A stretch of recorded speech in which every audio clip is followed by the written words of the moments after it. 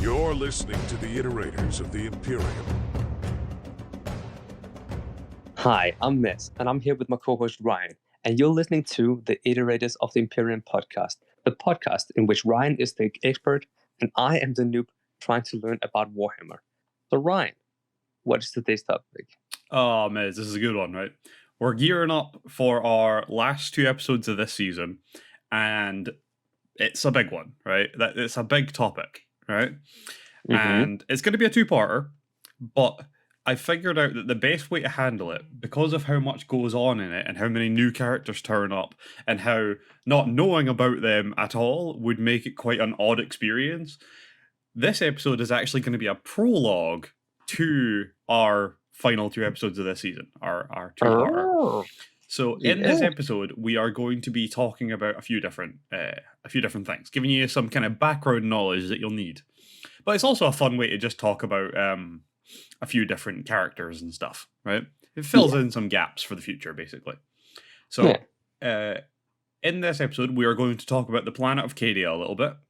We are going to talk about General Ursarker E. Creed, Inquisitor Katarina Greyfax, Celestine the Living Saint, Trazyn the Infinite, and Belisarius Cawl. There was going to be another one. Their name is Yvraine, but I've decided to handle that within the scope of the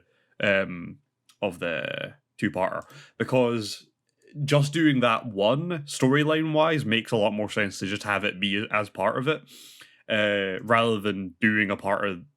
Because what happens with them is actually part of the story that we're going to be covering. So I'm like, you know what? It makes more sense to just have it actually be told during it, because it'll fit together nicer. Yeah. So we're going to leave them out of this, which was handy for making notes, because it was one nice thing to do. Also, just as a tip for everyone, MEZ is again on holiday. This dude's always on holiday, I swear to God. Hey! So that's why his quality might be different than usual, but it should just be for this one, I think. But we'll deal with it as and when we get there. No, I should be done from after this holiday, and then I don't have any more holiday I can use, so back to the good microphone. I mean, that's kind of annoying, but hey. Yeah.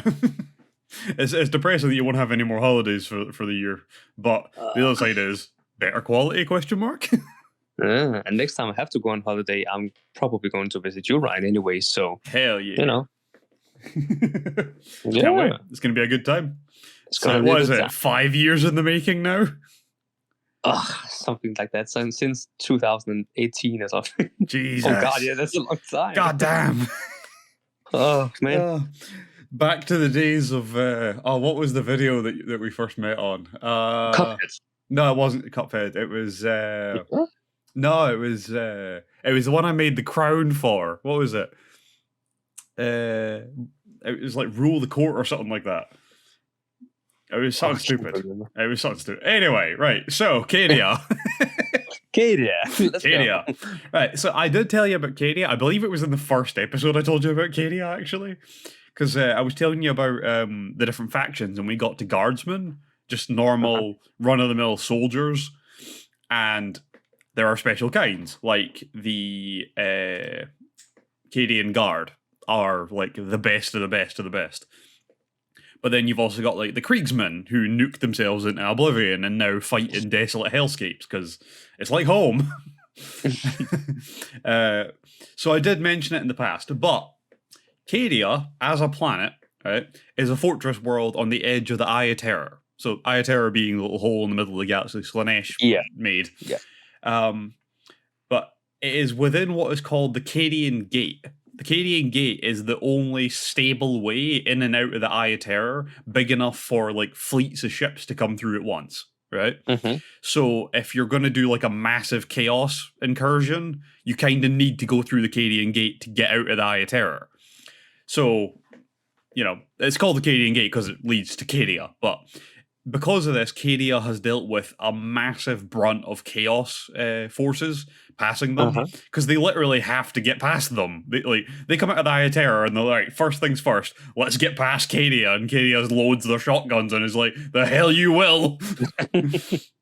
Like that's the gist of it. Like they're sitting there on the doorstep of the Eye of Terror, just like, come on, I dare you, go for it, bring it on, you chaos bitches. Go on then, do it, you cowards. Have at me, wench. But at the same time, like there's a thing in a book called Cadia Stands, which is about what we're going to talk about in the next two episodes. Where a father is holding his child, and they tell them to stare into the sky, because the sky over Cadia is all like green or purple because of the Eye of Chaos being so close by. So they basically got a child staring directly into the Eye of Terror, and they refuse to let the child stop looking, and at the same time the child knows it's a test and refuses to stop staring until eventually, like, Dad's like, "What do you see?" And the child's like, I see a face. That's the despoiler. And what do you say to him? The kid's basically sitting screaming at like Abaddon the despoiler, like that they can see in the Eye of Terror, about how they're never gonna back down from him. But if you stare too long, you just go nuts. It just tears your mind apart. Yeah. But that's like the kind of planet they live on. Their entire lives are devoted to stopping Abaddon the despoiler and all his chaos nonsense. Cool guys, honestly.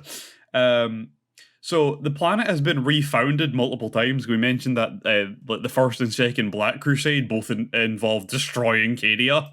But after its refounding after the first Black Crusade, which wiped out its original inhabitants, it has been rebuilt twice by the Imperium. The first time, it was the same as like any ordinary Imperial planet. That they rebuilt it like a pretty typical hive world, and it left it basically undefended from the forces of chaos, because the scale of what was attacking them didn't match the scale of defenses they had built. Like, a normal planet ain't gonna survive on the doorstep of chaos. That's not how this works. It's not enough.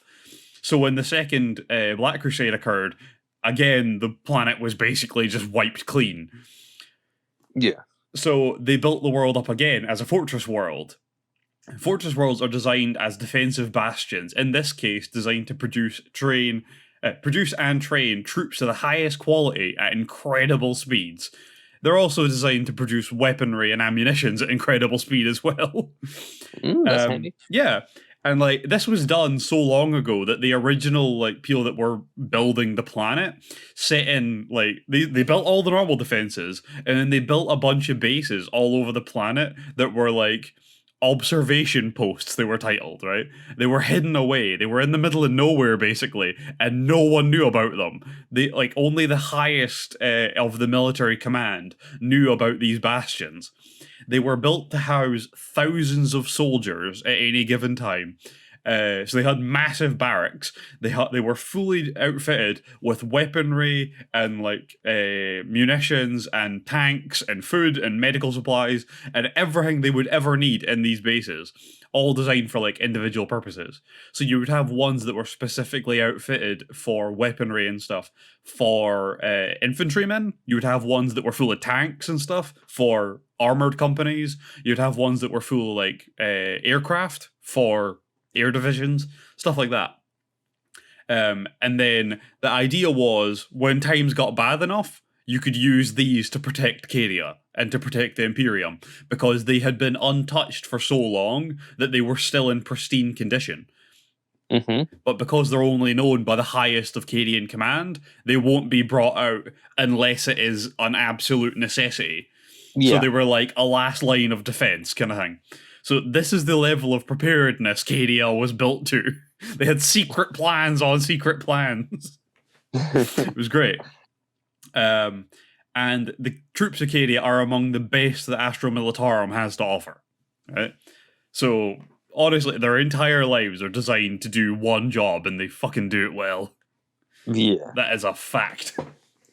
So that's a little bit about Cadia for you. The next thing we're going to talk about is General Ursarker E. Creed. It's a cool name. It's a name. It's There's a bit in Cadia Stands where the leader of the Cadian 101st Armored Division, who is one of the main like characters of this. The books always do this thing where they have like 3 or 4 plots running simultaneously, and they jump around them all. So one of the plots from this book is about the Cadian 101st. I believe he's a captain. I can't remember his name exactly. I can't remember his rank. I'm sure he's a captain, though. But he leads the Cadian 101st Armor Division, and they are incredible at what they do. But he meets General Creed, and when he meets him, he walks up to him, and he's like, you're General Creed, aren't you? And Creed turns around and is like, there are 4 men in the Astra Militarum that hold the rank General in the last name Creed. Please be more specific. And he's like, okay, General Ursarker Creed. And he's like, there are 2 men in the Astra Militarum that hold the rank of General and the name Ursarker Creed. As the other is like over 100 years old, he has the advantage of being the original Ursarker Creed. So I am known as Ursarker E Creed. Wow, that was a long way for a shortcut when you could have said, yes, I am in fact General Ursarker E Creed. He's a great guy.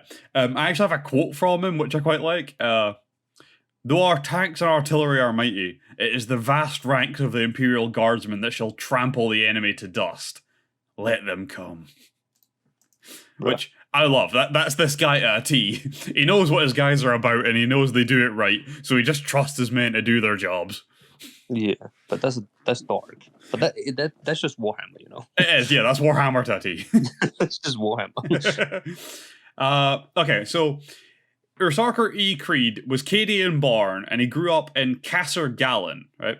A casser is a term for their fortress cities on Cadia, by the way. So there's lots of casser. There's one Casser Craft, which is brought up a lot in Cadia stands. The guy that leads the 101st just wants to go to the bars there and get wrecked the whole time. He just, like, everything that's happening when they're getting, like, their troop deployments, that he's just like, God, I just want to go get pissed for a few hours. Why is there so much to ask? But, so Creed grew up in Casser Gallen. When he was 8, Casser Gallen was attacked by Chaos cultists. In the attack, they murdered his mother, his father, and his sister. And Creed lay hiding under his bed with his sister's body until a space marine in black armor lifted the bed and gave him a las pistol.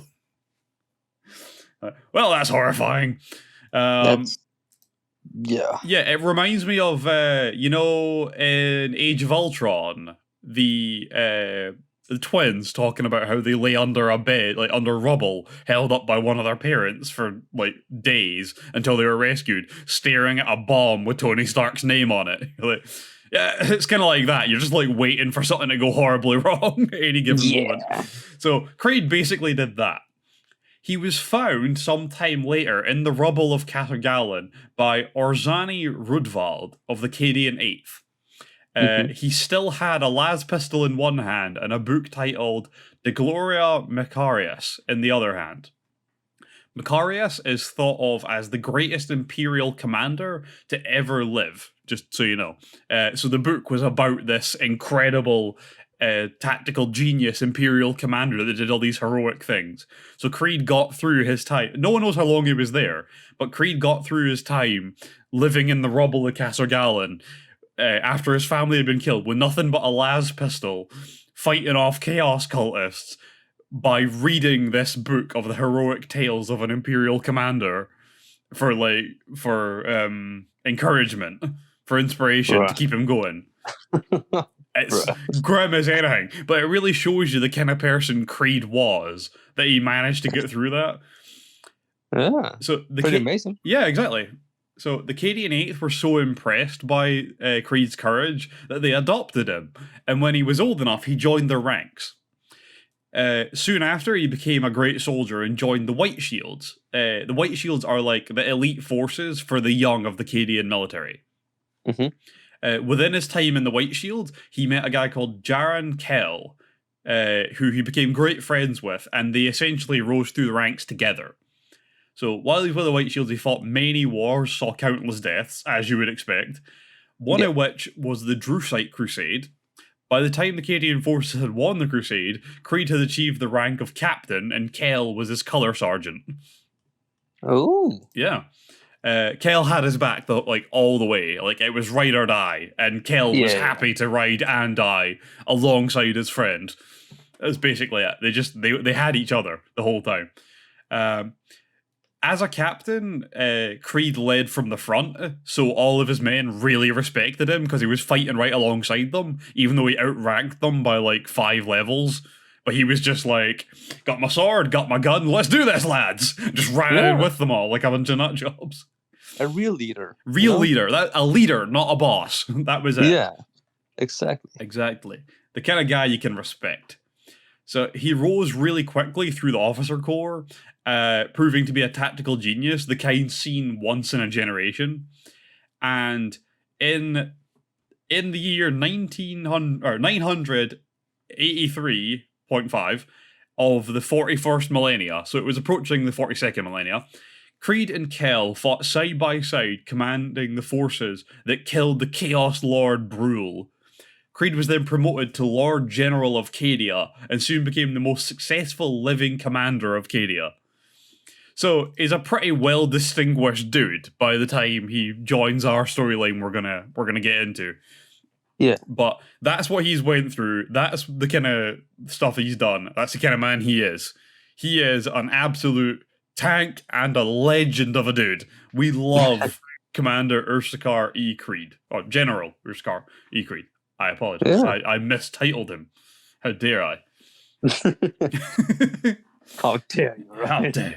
So, I mean, it is a not weird name. How dare I?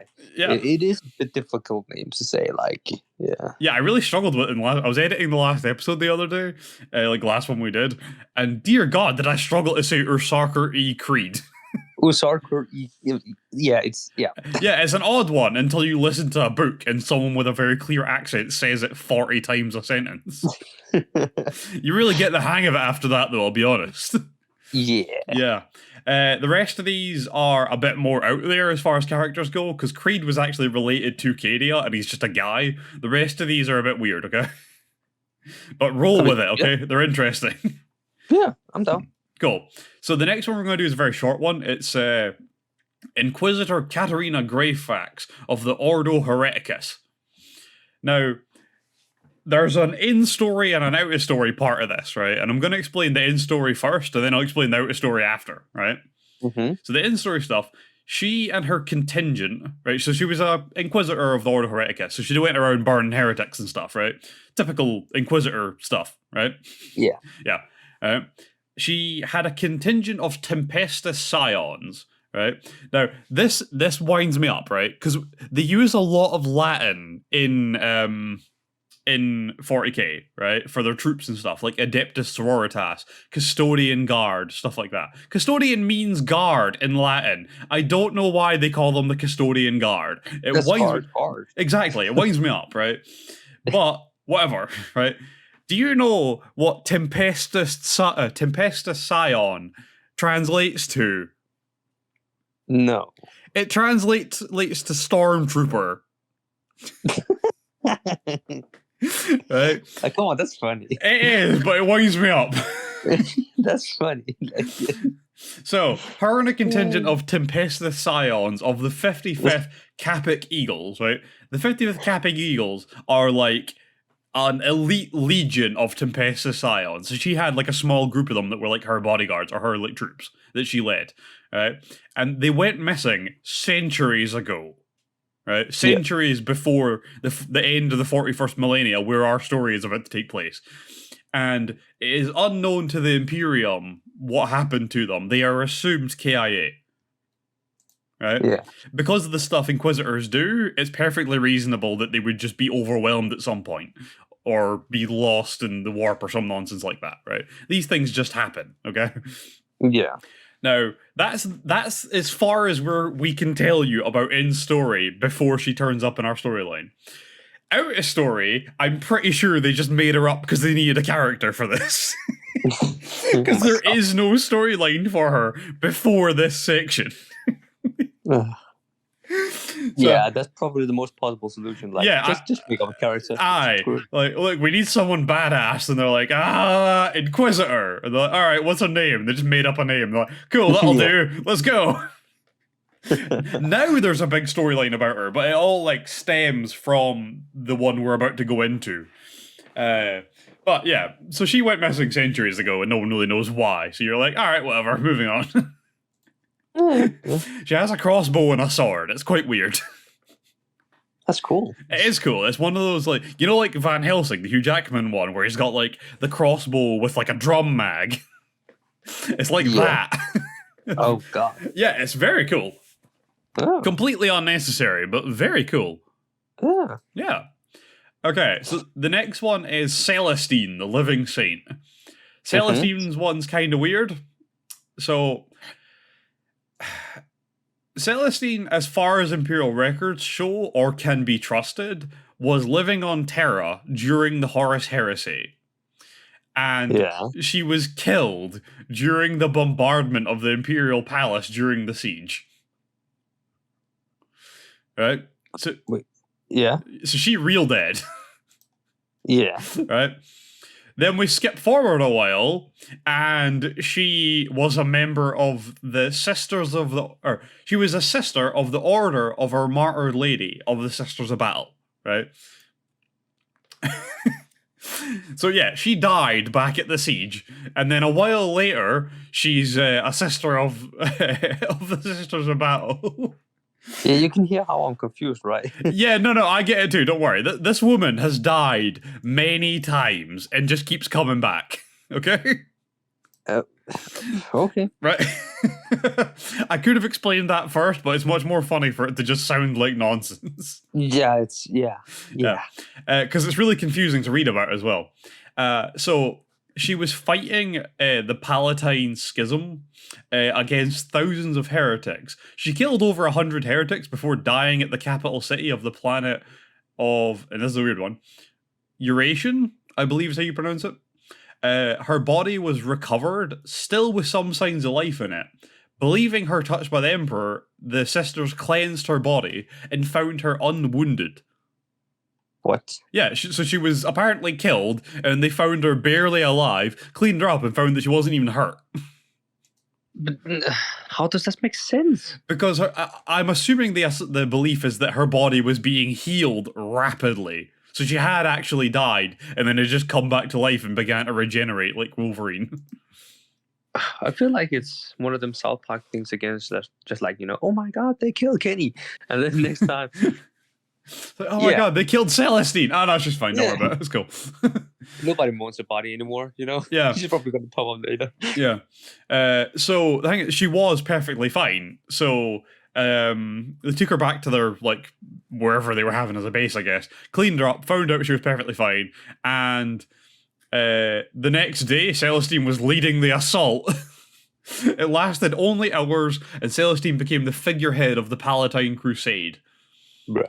Yeah, by the way, the Palatine Crusade was a crusade against sectionist rebels in the Palatine sector. Just so you know, in case that terming was weird, because it's a strange one. So because she became like the figurehead of it, because she was clearly touched by the Emperor and kind of magical and wouldn't die no matter what. The Crusade commander was just having her in charge there, basically. So he ordered her to attack the sector's capital, Pluraled. But instead, Celestine decided to piss off some backwater planet that contained a shrine that Saint Catherine had once visited. Saint Catherine is one of the patron saints of one of the different sections of the Sisters of Battle. Yeah. So she went to the shrine world and entered the shrine. She refused to let anyone come with her. So she entered the shrine. And then at dawn, she emerged from the shrine, clad in the armor of Saint Catherine and wielding the ardent blade, when she had become the vessel of the Emperor's light. So she really embraced the whole living saint thing. Yeah. Yeah. For the record, I'm not sure why the Ardent Blade is so special. Its description just makes it sound like a really cool sword, but it doesn't have any like magical powers or anything. It's just a cool sword. It's just a cool looking sword. Or... Basically, yeah. Although it can shoot fire. Oh, that's cool. That is cool. I don't know why it can. I don't know if like it's built to do that or if that's like a magical fire. I'm kind of unclear, but she has a sword that can shoot fire, so that's cool, I guess. I mean, that is cool. Like, you know. Yeah. So Celestine was declared a living saint by the commander of the Crusade and titled the Aero Martyr of the Palatine Crusade. Not really sure what that means, but whatever. She then led the crusade to many victories and killed tens of thousands of heretics in the process. Nice. Like, she's got a hell of a kill count. Most Space Marines don't even have that. That's better, yeah. Yeah.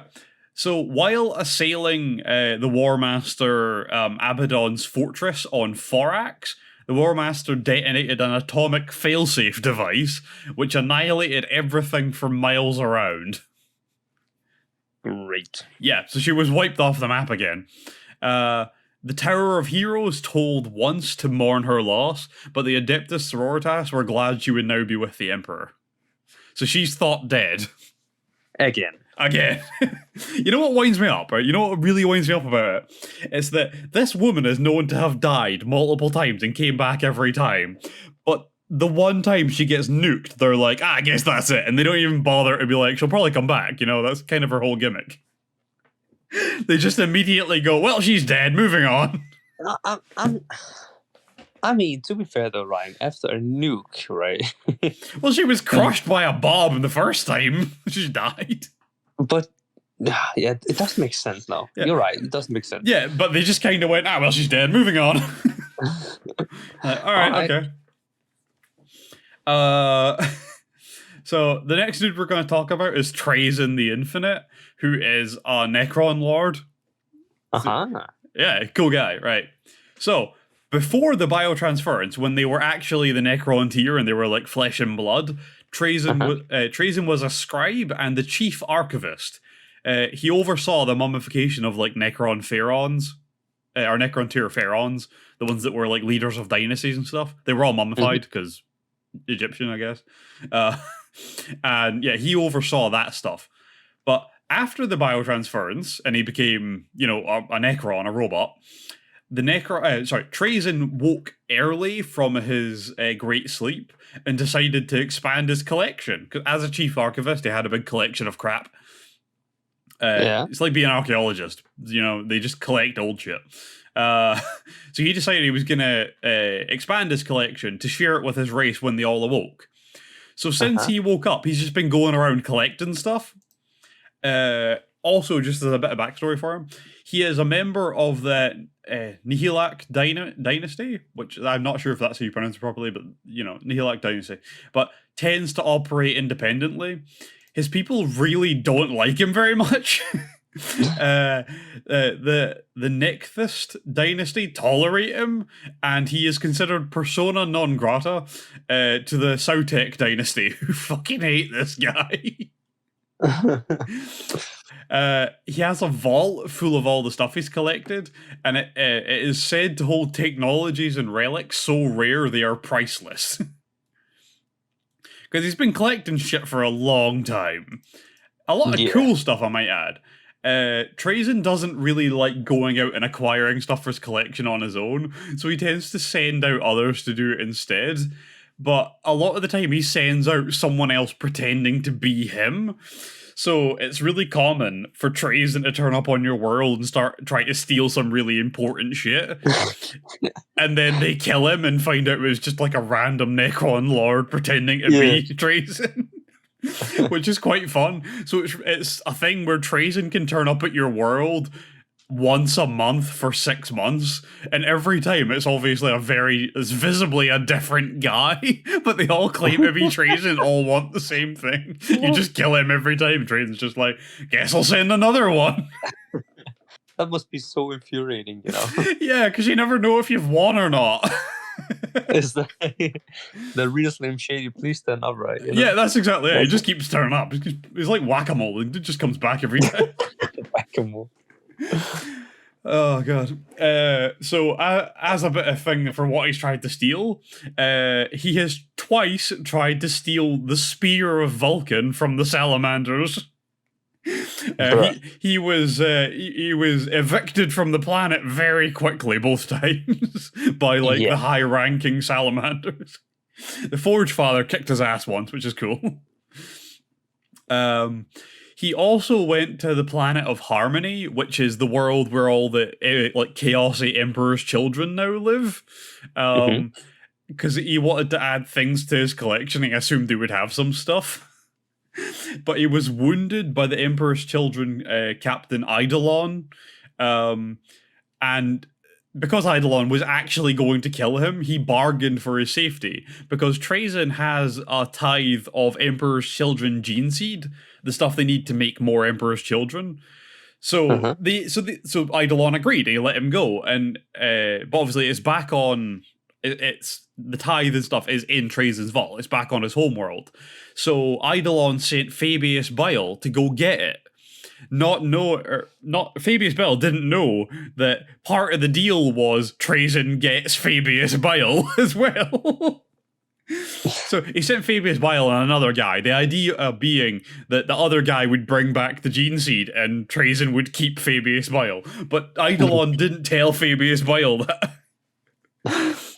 So they went along. Fabius Bile then gets captured, obviously, and tries to bargain for his release.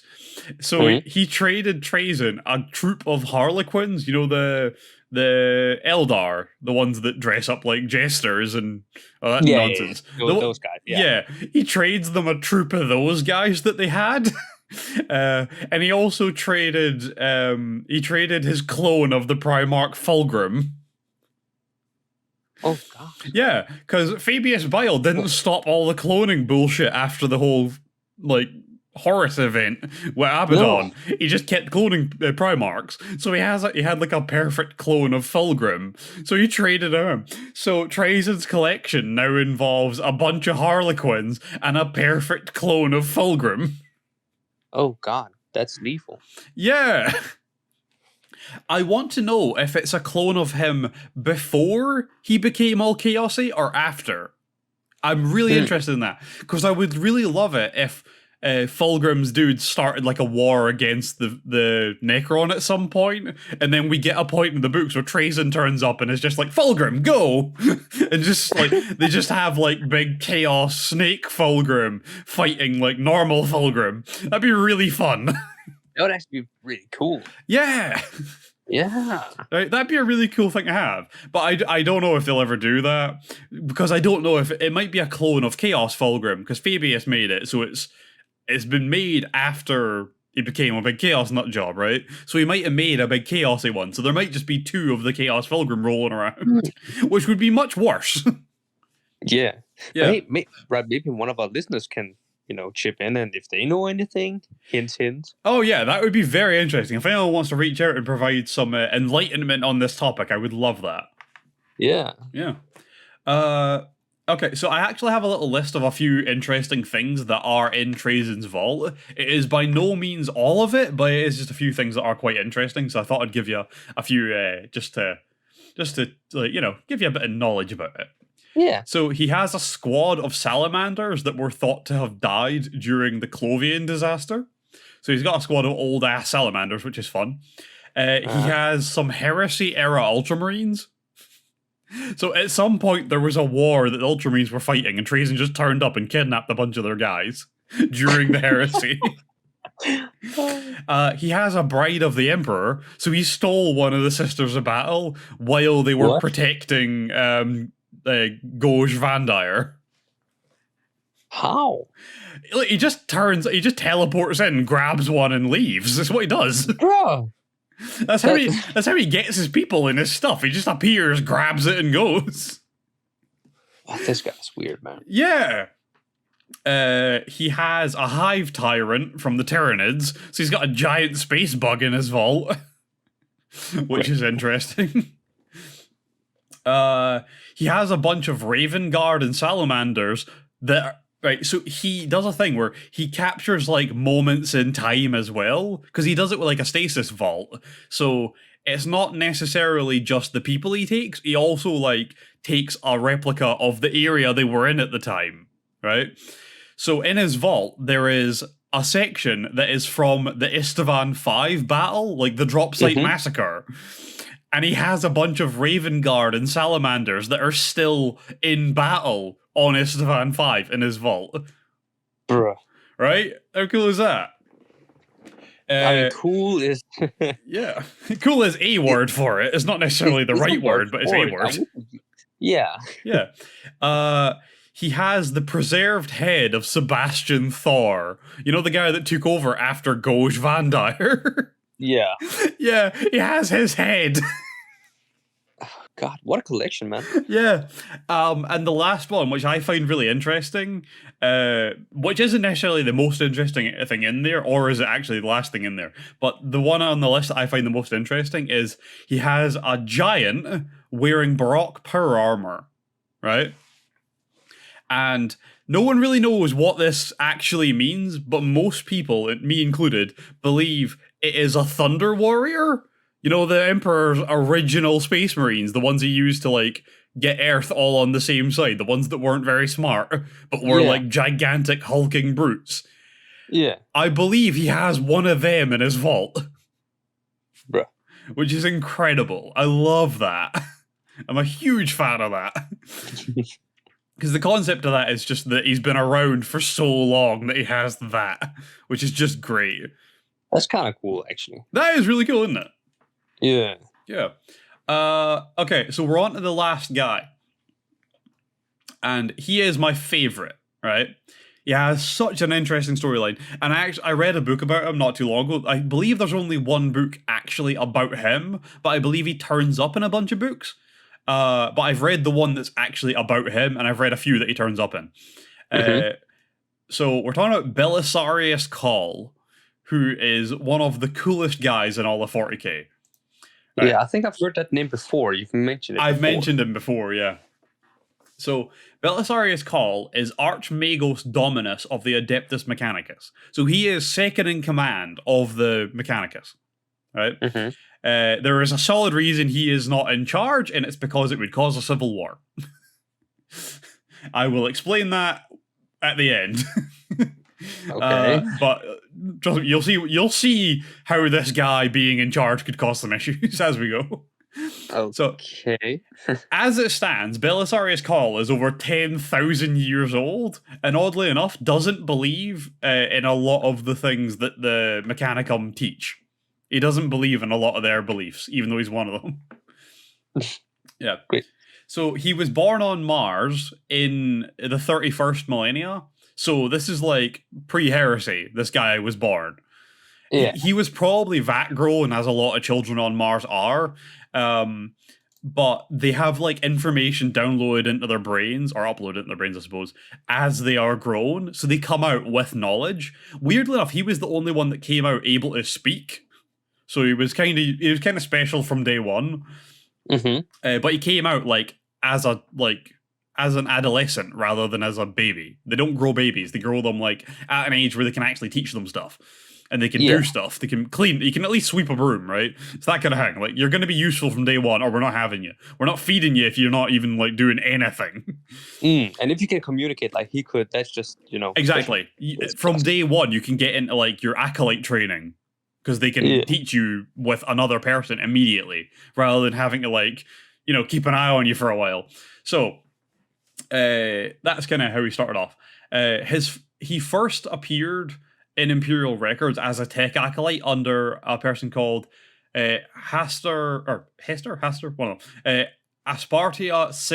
Sigma, a master of soul merging. They were a part of the Biologius, so they were. The Mechanicum is split up into different teachings, and one of them is about biology, and it's called the Biologius. So he was studying under a Biologius who was a master of soul merging, which is it's like alchemy. It's a pretty well discredited part of science. Most people don't really think of it much because of just the way it is. It's an imperfect science, right? So Cawl was like the last remaining disciple of soul merging as their acolyte, because a lot of the other ones that they had previously were killed off.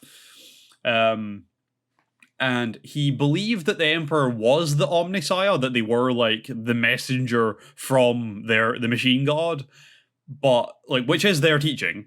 But he disagreed with a lot of the Mechanicum's teachings. Like, the Mechanicum teaches that all knowledge in the universe already exists. So they don't invent shit. Cawl disagreed with that. Cawl thought that to properly honor the machine god, you had to use what you were learning and move forward. Yeah. Right? So, base level, he was a heretic on that alone. But, keep that one quiet and do whatever you want to do. He believed in the human form as well. The Mechanicus believed that machines are better, so they all turn themselves mostly into robots. Whereas he believed in the human form. So he refused a lot of the more visible tech upgrades that the Mechanicum usually uses. Though he did perform a bunch of illegal brain upgrades on himself. Because they all increase his intelligence. So, fair enough. You do you, man. Just on you go. Later, the system he was in was assaulted by Horus's troops. Heresy time. So evil Horus attacked the area he was in, and his master defected to join Horus. So, for his own safety, he also joined, but, he pretended. He was disgusted by Horus and what he had became. But he, went along with it, because otherwise he was going to be killed. Later, while a battle was going on, Cawl and his friend Friedrich Adam ship Cuvo killed Aspartia, their leader, their master, and escaped the system. But Cawl used the soul merging to absorb their master's knowledge before they fled. So Cawl and his friend Friedrich just bailed out. They were like, I hate this place. I'm out. Just gonna dip. But they stole their master's knowledge first. Of course. Yeah. During their travels, Cawl and Friedrich were sequestered by the underlings of a man called Ezekiel Sedane, who was a biologist who perfected the Black Carapace technology for the Emperor on Terra.